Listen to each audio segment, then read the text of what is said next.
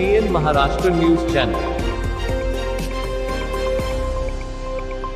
सोलापूर जागतिक वसुंधरा दिन निमित्त स्मृतिवन वनविहार येथे स्वच्छता व वृक्षारोपणाचा उपक्रम उत्साहात पार पडला।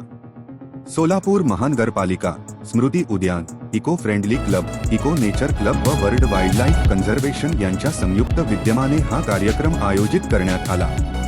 या उपक्रमांतर्गत परिसराची स्वच्छता करण्यात आली तसेच मोठ्या प्रमाणात वृक्ष लागवड करण्यात आली। कार्यक्रमास पर्यावरण संवर्धनासाठी ओळखल्या जाणाऱ्या सोलापूरच्या युवा उपमहापौर सौ ज्ञानेश्वरी महेश देवकर प्रमुख उपस्थिती व कृतिशील सहभाग नोंदवला। याशिवाय सामाजिक वनीकरण विभागाचे विभागीय वन अधिकारी श्री लक्ष्मण आवारे, सहाय्यक वनसंरक्षक अधिकारी शुभांगी जावळे, सचिन दोशी, श्री कांबळे, संध्याराणी बंडगर तसेच महानगरपालिकेचे स्वच्छता निरीक्षक कार्तिक पवार व राजकुमार उबाळे आदी उपस्थित होते। यावेळी स्मृतिवन परिसर हा उत्तम पर्यटन व जैवविविधतेचे केंद्र म्हणून विकसित करण्याबाबत सकारात्मक चर्चा करण्यात आली।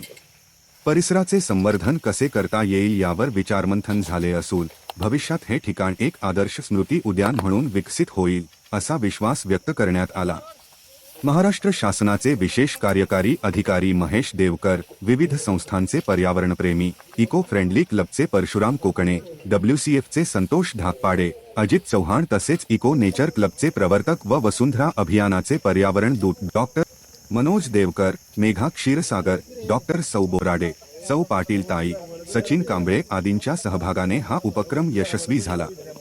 यावेळी उपस्थितांनी पर्यावरण संवर्धनासाठी सातत्याने प्रयत्न करण्याचा निर्धार व्यक्त केला व वसुंधरा रक्षणार्थ स्वच्छ सोलापूर, सुंदर सोलापूर, हरित सोलापूर अशा घोषणाबाजीद्वारे जनजागृती करण्यात आली।